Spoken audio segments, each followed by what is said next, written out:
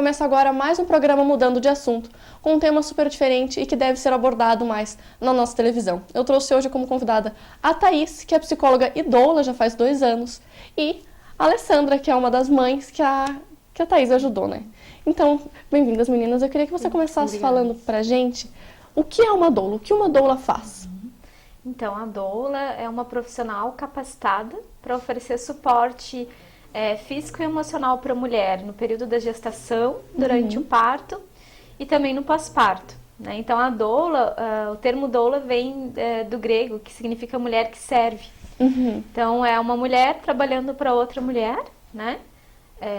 No caso, a gestante. Sim. Né? Então, o trabalho é direcionado para a gestante, né? A gente não trabalha para nenhuma instituição. É autônomo, né? Para a gestante. E oferecendo suporte, né, de informação, tirando dúvidas, preparando essa mulher para o parto, acompanhando durante o parto, ajudando no alívio da dor, né, da dor do parto, a empoderar essa mulher, a dar forças para ela, né, bem o apoio emocional também. Sim. E no pós-parto com amamentação e também com apoio emocional. Eu acho legal a gente estar falando, que a gente já havia comentado antes, que para ser uma doula não é só decidir ser, é muito estudo, né, em cima disso. Sim, a gente faz... hoje no Brasil tem vários pontos de referência de cursos de formação de doula. Já é considerado uma ocupação, né, no Cadastro Brasileiro de Ocupações. E então é um curso onde a gente aprende sobre fisiologia do parto, né? Então é muito baseado também na ciência, né? E a gente é preparada para oferecer também esse suporte emocional, assim, que para mim é bem, eu acredito que é o mais forte, assim, né? O apoio emocional. E é baseado em muito estudo, assim, né? Nada de senso comum. E assim, para quem tá grávida e tudo e pretende ter uma doula para acompanhar, como que a gente faz? A gente acha uma doula, a gente contrata uma doula, como que funciona essa parte? Então, se a mulher tem interesse, ela pode entrar, tem um site que é Doulas do Brasil. Ai, que legal. Então, lá tem doulas do Brasil inteiro, né? Nomes e contatos, onde ela pode procurar na região, na cidade dela, né? Não temos em todas as cidades do Brasil, mas aí por região, né? E, por exemplo, eu já atendi mulheres de curitibanos, de Campos Novos, né? E aí ela encontra a doula ali. E para fazer, a gente faz um contrato, então, né? Que seriam de 2 a 3 encontros antes do parto, o atendimento no dia do parto e de 1 a 2 visitas depois do parto. Então, a gente faz esse contrato depois no encontro, né? E é bem tranquilo, é bem fácil, não é assim um preço exorbitante, né? Como todo mundo considera, assim, que é muito caro ter uma doula, né? Não é. É acessível mesmo, acessível, então, é acessível, sim. Então, ele fala pra gente, assim, qual a importância que foi pra ti, porque tu já me falou que tu tem um filho e foi só na tua segunda gravidez que tu decidiu ter uma doula te acompanhando, né? Como que foi isso? Isso, então, quando eu descobri minha segunda gestação, eu tinha uma certeza que eu queria o parto normal. E eu entendi que dentro, né, por alguns imprevistos eu não conseguiria, talvez, sem uma doula, porque eu precisava de muita informação. E o acesso à informação, quem tem essa fonte inesgotável é a doula. E aí eu conheci a Thaís e a gente fez algumas consultas antes do meu trabalho de parto que foram bem esclarecedoras. E é bacana falar que, assim, não é só... parece pouco, mas são apenas 3 consultas, mas não é. Porque foi os encontros presenciais que nós tivemos antes do parto, porém, diariamente a gente se falava, conversava. Ela me mandou muito material, então muita da informação que eu tive foi passada diariamente nas dúvidas que eu tinha, que eu ligava para a Thaís, que eu conversava com ela. E foi todo esse apoio, todo esse acesso a essa informação que eu tive, que foi o fator diferencial, crucial mesmo, para que eu conseguisse ter o meu parto, que foi tão desejado, e tão sonhado, e tão planejado. Claro que não acontecem as coisas como a gente planeja ou almeja, né? Vai acontecendo conforme tem que acontecer, mas da mesma forma, se não tivesse tido uma doula, eu não teria tido o parto que eu queria. Thaís, então, assim, dentro do que ela falou, a gente já vê que então essas visitas seriam para informar a mãe, né? Isso, são visitas são encontros que demoram assim de 2 horas, 2 horas e meia, são encontros bem extensos. Mas eu me coloco à disposição da mulher 24 horas, né? Então, a gente sempre está se falando por mensagem, por e-mail. Ai, Thais, eu queria um texto sobre isso. Aí, né, a gente oferece via e-mail. Então, a gente está sempre em contato para formar esse vínculo, né? Isso é também importante, porque se eu vou estar com ela no parto, é importante que eu saiba... Estejam bem ligadas, né? Isso. E saiba as vontades dela, né? Porque cada mulher vai ter vontades diferentes para o parto. Eu acho que também, então, falando dessas vontades, é importante a gente falar de como as informações são importantes para ela saber exatamente o que ela quer e tomar as decisões dela, né? Isso. Porque, normalmente, a gente encontra mulheres que estão de 9 meses, quase indo para a maternidade e não sabem nem o que vai acontecer com elas lá dentro. Não sabem nem que tipo de procedimentos é feito ou o que é feito com o bebê, a hora que o bebê nasce. Eu acho isso... essa informação é muito importante, porque quando a mulher tá ali, tu tá vulnerável, tu tá sensibilizada, é um mundo desconhecido, você não sabe o que vai acontecer e você acaba encarando tudo que é dito pra você como normal. Sim, tem coisas só aceitando, que não são né? normais, tem coisas desnecessárias. E tu só recebe o discurso que é um discurso que amedronta, né? De, a fulana sofreu no parto, o bebê da ciclana morreu no parto normal. Então, a gente traz a informação baseada nos estudos sólidos, né, da medicina, baseada em evidências. E a gente oferece informação para que essa mulher possa, então, escolher o que ela quer a partir do que existe, do que é possível, né? E, lógico, tem as limitações de cada maternidade também, de cada equipe profissional também, né? E aí a gente chama de escolha informada, escolha consciente, né? Porque às vezes a gente escolhe e a gente, na verdade, nem sabe o que a gente está escolhendo, né? Ou a gente deixa de escolher, isso já é uma escolha também, né? E então a escolha consciente, ela é o ponto principal para o parto ser teu, né? Então, se é o meu parto, se é o meu bebê que está nascendo, nada mais justo de que eu escolher como vai ser isso, né? E é legal porque no parto normal, o parto humanizado, a mulher tem a condição de ser a protagonista do seu parto, de trazer o seu filho ao mundo. E isso pela experiência que eu tive de uma cesariana e depois de um parto normal, na cesariana não tem, você tá ali, né, na mão do médico e seja o que Deus quiser, que não seja no parto normal não seja dessa forma, enfim. Mas é diferente, quando o parto normal, humanizado, o protagonismo é da mulher. Você traz o teu filho ao mundo, ele não é tirado de você. Sim. Então, faz diferença. E eu acredito que todo esse processo de a mulher parir, né?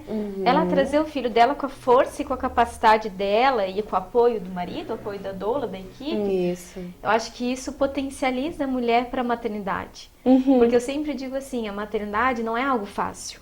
Ser mãe não é algo fácil, né?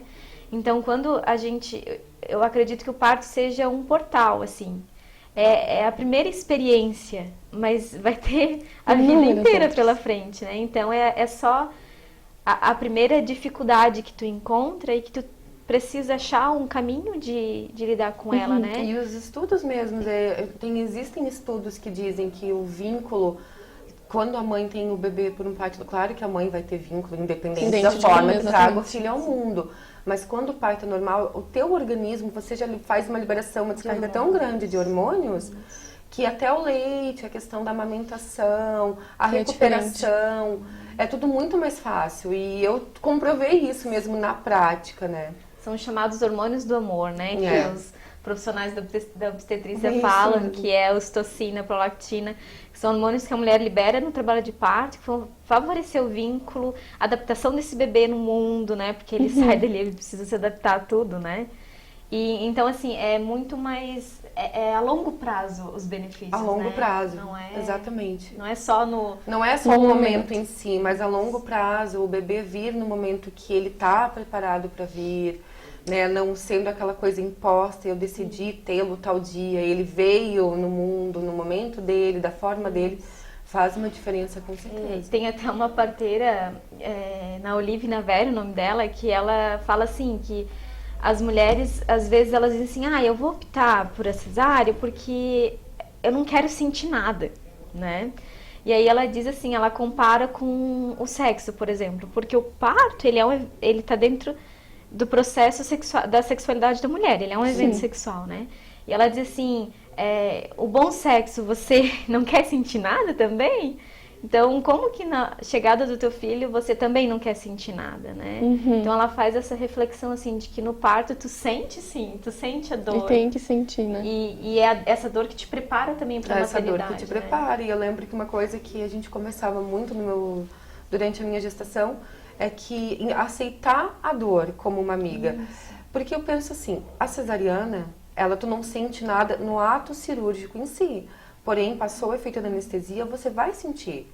Você vai estar com um bebê recém-nascido nos seus braços e você vai estar com várias incapacidades, até de se mexer, de levantar da cama sozinha. Tem mulheres que não senti nada, foi ótimo, que bom. Mas tem mulheres que sentem muita dor no pós-parto. E o parto normal, a dor é ali, ela é momentânea, mas ela é única. E quando você aceita a dor como tua amiga, tipo, a cada contração o teu filho está mais perto de você. E é dessa forma que tu vai trabalhando a dor, vai aceitando ela, e passou o parto, passou a dor, tu tá com teu bebê nos braços e tu tem condição plena de exercer toda a sua função de mãe. Então isso é muito bacana. Eu queria voltar um pouquinho para tu falar sobre a medicina baseada em evidências que tu comentou comigo anteriormente, que todo o teu trabalho de doula, ele não é baseado em achismo, né? Ele é todo tem evidências médicas. Queria que tu falasse um pouco sobre isso. A obstetrícia tradicional, ela não é baseada em estudos científicos sólidos, né? Por exemplo, o parto deitada, né? Hoje a maioria das mulheres tem o parto deitada naquela cama maca ginecológica, né, nos hospitais. E isso, só por uma curiosidade, surgiu lá na Europa, um rei, né, lá na Europa, ele queria assistir o parto da mulher dele.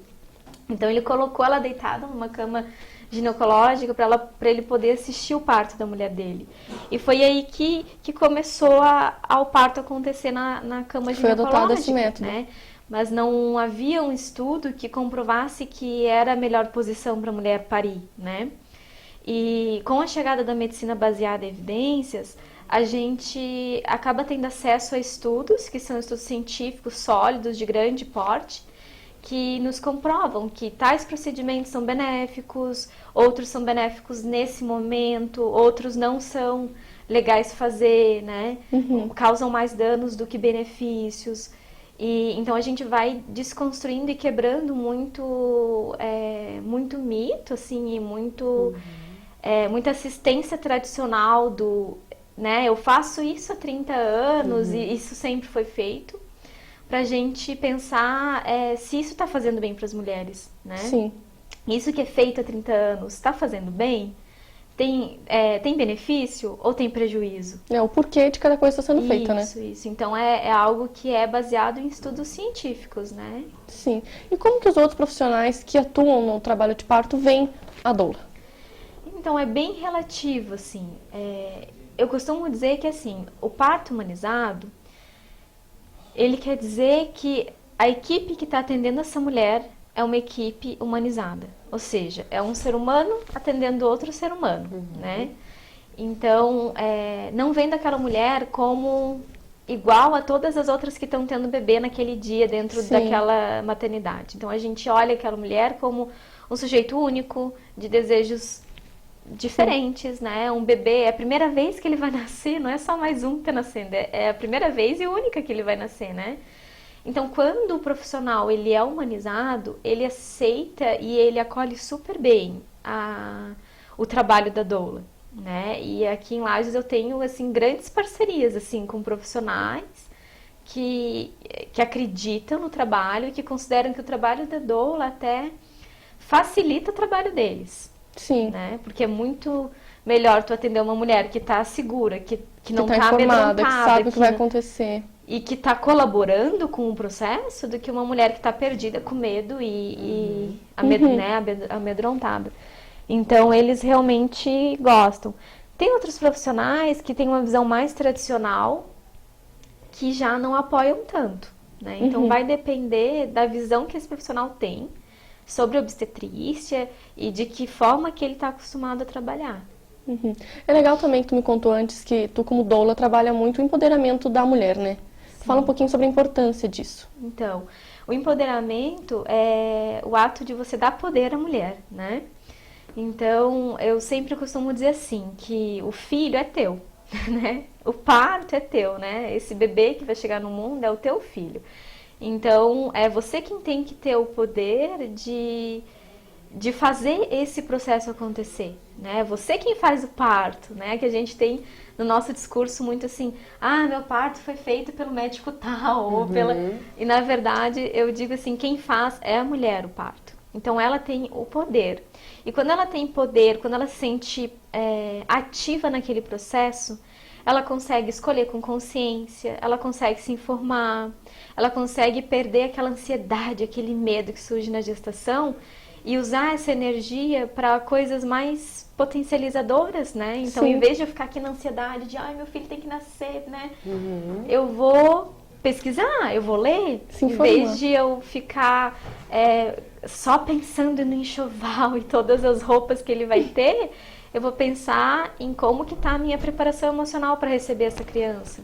Aham. Né? Então, esse é o processo de empoderamento, de dar o poder para essa mulher no momento em que é dela. Né?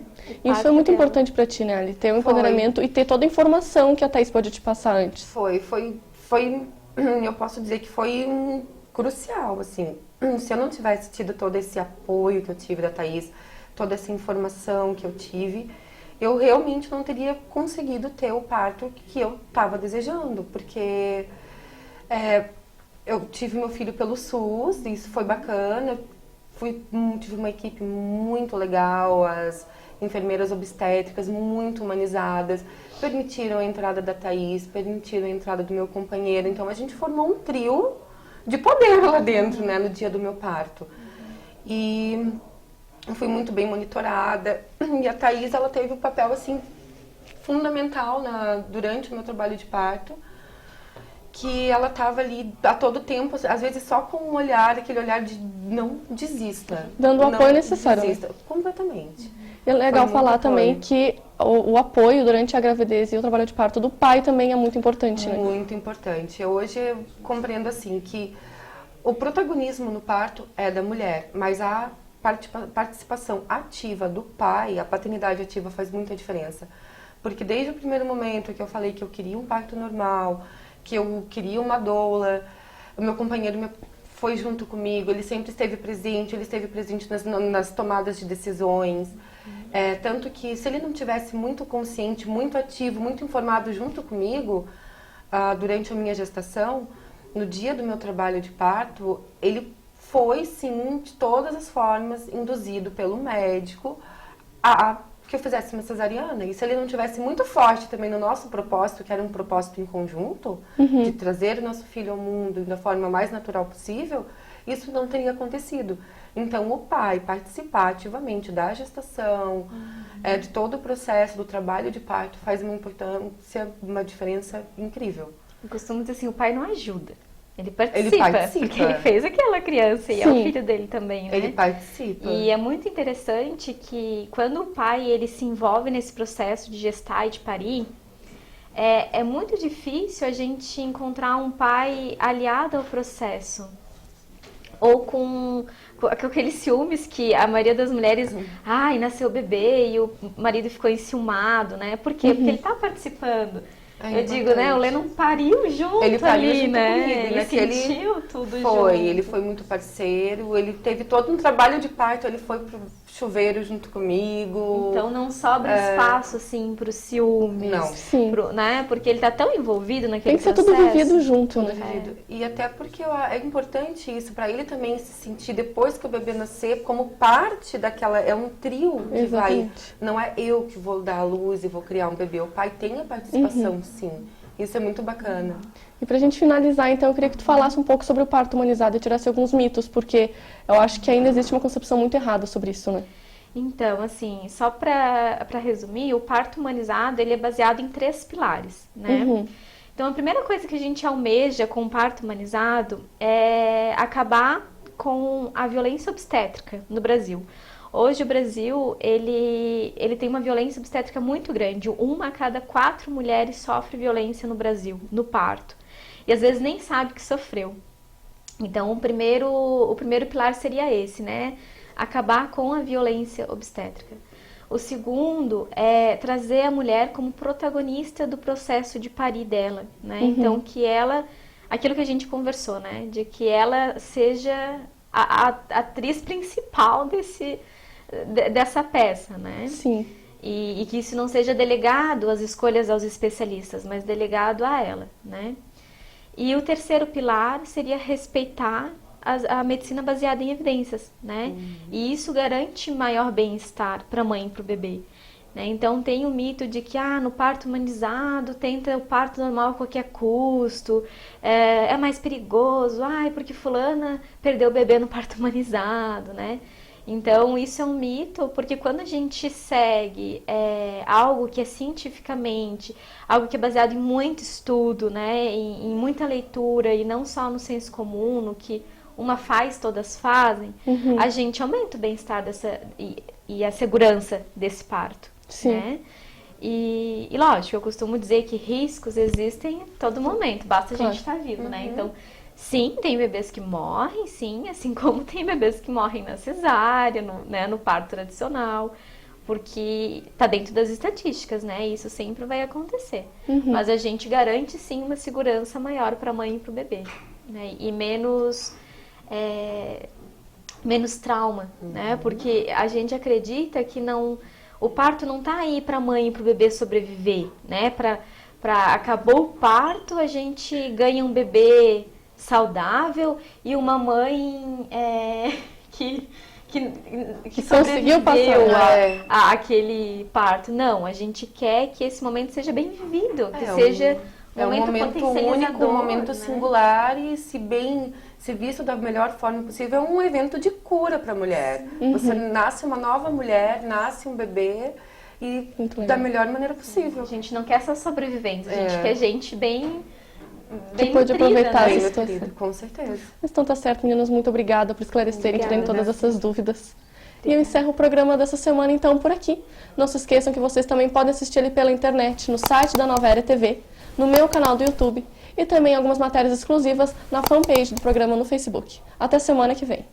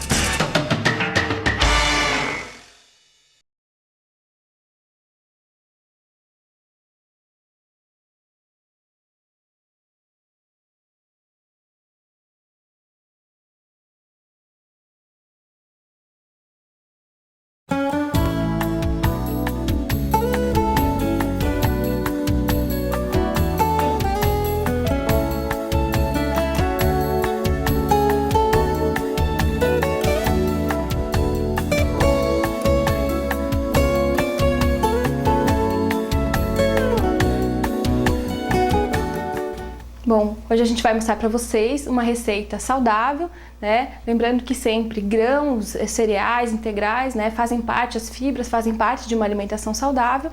E hoje a gente vai mostrar uma receita simples, prática, que pode ser colocada no dia a dia para quem tem interesse em ter uma alimentação mais saudável. A receita que eu vou mostrar para vocês é uma farofa de linhaça. Bom, a nossa receita é bem simples. A gente já está com o fogo ligado, nós vamos colocar aqui de 4 a 5 colheres de óleo, um pouquinho mais aqui, o suficiente para cobrir a panela. Primeiro nós vamos colocar o gergelim e a linhaça, meia xícara de cada um. Com esses dois ingredientes, a gente vai esperar aquecer. E quando a linhaça começar a estourar, ela estoura que nem pipoca.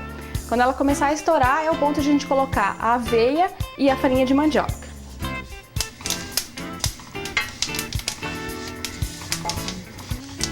Pronto, agora já podemos colocar a aveia. Ó. O gergelim tá mudando de cor e vai dar um torradinho, um sabor gostoso pra farofa. Já dá um cheirinho. E por último, nós vamos colocar a farinha de mandioca. Deixar essa farofa torrar. Vocês não sentem o cheiro, mas já tem um cheirinho de torradinho, né? Para finalizar, o sal a gosto. E mexendo até essa farinha de mandioca também ficar torrada. Ela vai mudando de cor, puxando bem do fundo. Então esse é o ponto da farofa. Ela já dourou, já mudou de cor. A farinha de mandioca já tá, né, mais torradinha.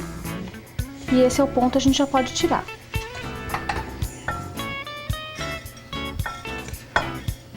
Bom, a farofa tá pronta, então pode ser armazenado num recipiente fechado, com tampa, na geladeira. Essa farofa, ela acompanha saladas, um macarrão, um risoto. Ela pode ser utilizada, uma colherinha sobre a comida, sobre o prato de comida, seja qual for a refeição, ela vai enriquecer a refeição com fibras.